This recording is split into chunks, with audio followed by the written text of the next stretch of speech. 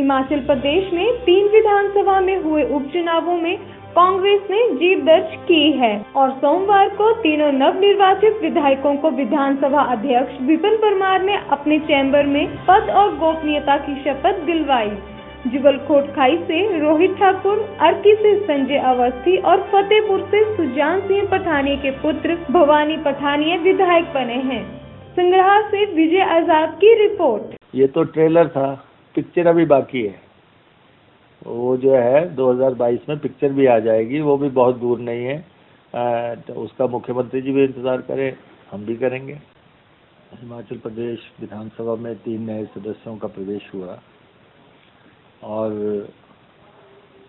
विधानसभा के अध्यक्ष श्री विपिन सिंह परमार जी ने उनका शपथ दिलवाई और श्री रोहित ठाकुर, श्री भवानी सिंह पठानिया, श्री संजय अवस्थी, ये तीनों कांग्रेस के सदस्य जीत के आए हैं और इन्होंने शानदार जीत अर्जित की है।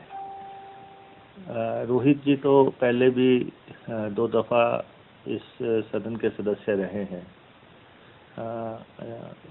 लेकिन भवानी सिंह पठानिया और संजय अवस्थी पहली दफ़ा विधानसभा पहुंचे हैं और उनके लिए ये बहुत ऐतिहासिक क्षण है कि वो काउंसिल चैम्बर में प्रवेश किए हैं और एक सादे समारोह में अध्यक्ष महोदय के चैम्बर में उनका शपथ हुआ। मुख्यमंत्री श्री जयराम ठाकुर इस कार्यक्रम में नहीं आए। मैं समझता हूं कि मुख्यमंत्री जी को बड़ा दिल रखना चाहिए। इतनी संकीर्णता से भी राजनीति नहीं चलती। माना कि आपका कोई भी विधायक नहीं था, लेकिन 3 विधायक अगर इस परिसर में प्रवेश कर रहे हैं तो मुख्यमंत्री जी का उस समारोह को नज़रअंदाज कर देना, ये कोई बहुत सही राजनीतिक रिवायत नहीं होगी। हार जीत चलती है और उन्हें आना चाहिए था और वो नए सदस्यों से मिलते और स्वागत करना हम सबका फर्ज है। विपक्ष ने भी उनका स्वागत किया और पक्ष के साथी मुखिया भी अगर स्वागत करते उनका तो अच्छा रहता। बाकी जहाँ तक इस चुनाव का सवाल है, ये विधानसभा के लिए 3 सीटों के लिए और लोकसभा की 1 सीट के लिए चुनाव हुआ और भाजपा चारों खाने चित हुई है। कांग्रेस ने जीत का चौका लगाया है। अहंकार नहीं होना चाहिए किसी को भी, किसी भी ओहदे पे बैठ के।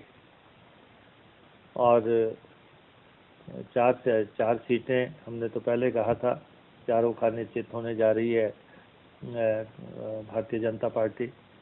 तो उसमें ये हमारा मजाक उड़ाते थे जब हमने मंडी के शहरी मंच से ये कहा था कि जीत का चौका लगने जा रहा है। तब भी भाजपा ने बहुत इस बात को हल्के से लिया, लेकिन अंततः कांग्रेस ने एक ऐतिहासिक जीत अर्जित की और आप इस बात का अंदाजा लगा सकते हैं कि मुख्यमंत्री जी ने पहले कोशिश की कि चुनाव टलवा दिए जाए और चुनाव टाल भी दिए गए, क्योंकि उनके पास फीडबैक था कि भाजपा जीतने वाली नहीं है। और उसके बाद हमने बवेला मचाया कि आखिर चुनाव क्यों नहीं होने चाहिए। तो दलील दी गई कि जी सेब सीज़न है, फेस्टिवल सीज़न है, कोरोना चल रहा है, इसलिए चुनाव नहीं हो सकते। जबकि देश के अन्य राज्यों में चुनाव हो रहे थे। तो इसलिए हमने लगातार मांग रखी और अंततः चुनाव आयोग को भी झुकना पड़ा और सरकार को भी यहाँ से रिपोर्ट भेजनी पड़ी और चुनाव हुए। और चुनावों में ये तो स्पष्ट ही है कि हिमाचल की जनता इस सरकार से त्रस्त है, इस सरकार से परेशान है। और 4 साल जो है हिमाचल प्रदेश के जो है criminal wastage of time of Himachal Pradesh, आपराधिक बर्बादी हुई है समय की। देखिए, हिमाचल की जनता ने जब तमाचा मारा तो होश ठिकाने आ गए। ये जनता जो है ना, ये पब्लिक जब देने पे आती है तो ढेरों देती है, जब उधेड़ने पे आती है तो चमड़ी भी उधेड़ लेती है। ये पब्लिक है। तो इसलिए जो है, जब पब्लिक ने हाथ दिखाए तो एकदम से पेट्रोल डीजल के रेट गिराने की बात आ गई। नहीं तो ये कहते कब से बात चल रही है, इन्होंने अपने चुनाव में वायदा किया था, केंद्र की सरकार ने भी स्टेट में हम महंगाई कम करेंगे, और बहुत हुई महंगाई की बार। अब की बार भाजपा सरकार, ये नारा था। जब सत्ता में आ गए और ये एक बेशर्मी थी कि रेट बढ़ता जा रहा है और कोई जो है रोकने को तैयार नहीं। और क्योंकि इनको लगता था कि जनता जो है वोट डालती जाएगी। जैसे ही झटका लगा, पहले झटके में अगर 12 रुपये लीटर पेट्रोल और 17 रुपये लीटर डीजल गिरा है, तो जब निर्णायक झटका लगेगा, अब और झटके लगने हैं। झटके दर झटके जब भाजपा को लगेंगे, तब जो है महंगाई नियंत्रित होगी। नहीं, अब लहर बहर कुछ नहीं, अब तो कहर ही कहर है। आपको ये जो मर्जी कर ले, ये इंजन रिपेयर के काबिल नहीं है। ये गाड़ी रिपेयर नहीं होगी। इसको अगर जो ओवरहाल करा लो तब भी नहीं ये चलेगी। ये तो गाड़ी ही बदलनी पड़ेगी हिमाचल के लोगों को, नई गाड़ी। और जो है वो गाड़ी आ चुकी है, कांग्रेस की गाड़ी चल पड़ी है, उसमें लोगों को चढ़ना है, उसमें लोगों को सवार होना है, और लोग चढ़ने शुरू हो गए हैं। और इसलिए इनको अब मालूम होना चाहिए कि अब जो है जाने की वेला आ रही है आगे।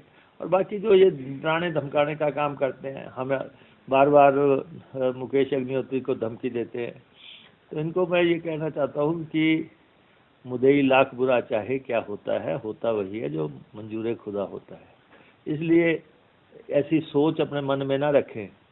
हैं, मुख्यमंत्री जी से जरूर हम पूछना चाहेंगे, तू इधर उधर की बात ना कर, ये बता काफिला क्यों लुटा। हमें राहजनों से गरज नहीं, तेरी रहबरी का सवाल था। इसलिए चुनाव आए, आज हमारे 3 विधायक आए थे, मुख्यमंत्री जी को शपथ ग्रहण समारोह में आके इस समारोह की गरिमा बढ़ानी चाहिए थी। धन्यवाद।